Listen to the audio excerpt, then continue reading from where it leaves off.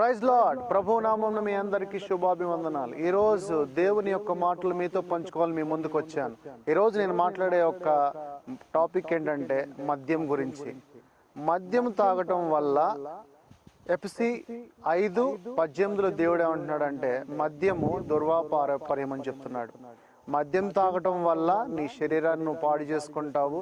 నీ శరీరంలో దేవుని యొక్క స్పిరిట్ ఆత్మ పూర్ణుడుగా ఉన్నాడు.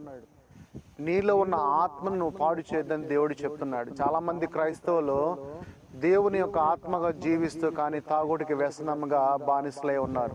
మీరు దేవుని ఆత్మ, సో దేవుని ఆత్మగా జీవించినప్పుడు నీ శరీరాన్ని పాడు చేయమాకండి. ఎందుకంటే నీ దేహము ఆయనకు ఆలయమై ఉన్నదని దేవుని వాక్యము సెలవిస్తున్నది.